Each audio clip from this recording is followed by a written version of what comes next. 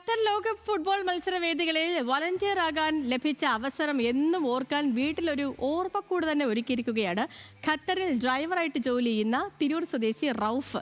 Volunteer സേവനത്തിനിടെ ലഭിച്ച അത്യപൂർവമായ സമ്മാനങ്ങളും സ്വന്തമായി എടുത്ത ഫോട്ടോകളും പതാകകളും ഒക്കെ ഒരുക്കി ഒരു വീടിനെ ഒരു മ്യൂസിയമാക്കി മാറ്റിയിരിക്കുകയാണ് അദ്ദേഹം. സ്റ്റേഡിയത്തിന്റെ പേര് സ്വന്തം വീടിന് നൽകി.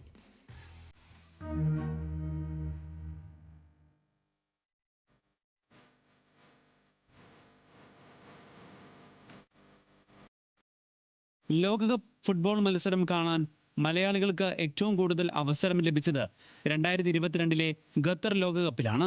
മത്സരം കാണാൻ മാത്രമല്ല, ടീമിനൊപ്പം ഗ്രൗണ്ടിലിറങ്ങാനും കളി കാണാനെത്തുന്ന VVIPകളെ എല്ലാം സ്വീകരിക്കാനും തിരൂർക്കാരൻ റൌഫ് 20 മത്സര വേദികളിലാണ് സജീവമായി ഉണ്ടായിരുന്നത്. ഫുട്ബോൾ ആരാധകർക്കെല്ലാം ഇത് വിസ്മയമാണ്.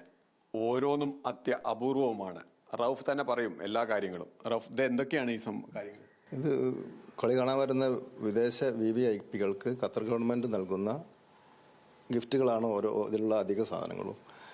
ഇത് ടിക്കറ്റാണ്, മെറ്റൽ ടിക്കറ്റ് എന്ന് അതിന് പറയാം.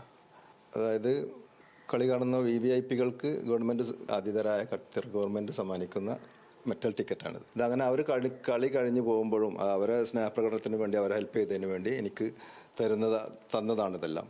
പിന്നെ ഇത് വന്നിട്ട് ഫിഫ വേൾഡ് കപ്പിൽ കേരളത്തിൻ്റെ ആദ്യ സംഭാവനയാണിത്. അതായത് അർജന്റീനയെ ഫസ്റ്റ് കളിയിൽ സൗദി തോൽപ്പിച്ചു. അങ്ങനെ ആ സന്തോഷത്തിൽ കളി കഴിഞ്ഞ് പോകുമ്പോൾ ഒരു VIP എനിക്ക് തന്നതാണ്. ആ സന്തോഷം പ്രകടനത്തിൽ എനിക്ക് തന്നതാണിത്. പിന്നെ അതേപോലെ തന്നെ ഇത് ഖത്തർ ഫിഫ വേൾഡ് കപ്പ് കമ്മിറ്റിയുടെ ഒരു മേധാവിയുണ്ട്.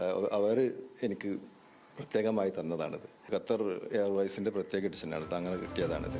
സമ്മാനങ്ങളെല്ലാം ശേഖരിച്ചു വെക്കുക എന്നതിലുപരി ഓരോന്നിനും പുറകിലെ ചരിത്രവും കോർത്തിണക്കിയാണ് മ്യൂസിയം തയ്യാറാക്കിയത്.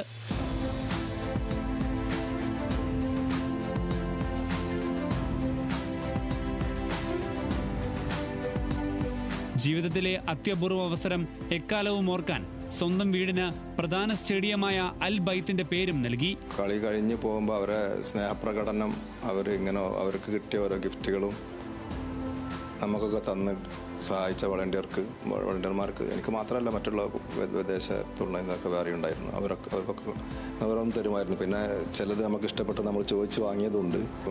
ജീവിതത്തിൽ ഒരിക്കലും മറക്കാത്ത ഏറ്റവും വലിയ അതിനെക്കാട്ടും വലിയ അനുഭവം ഇനി ജീവിതത്തിലില്ല, ഉണ്ടാകാനില്ല. അത്രമാത്രം അനുഭവങ്ങൾ.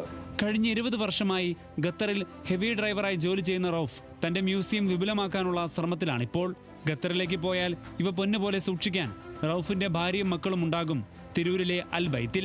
ശാന്തകുമാർ വെള്ളാലത്ത്, ന്യൂസ് മലയാളം, മലപ്പുറം.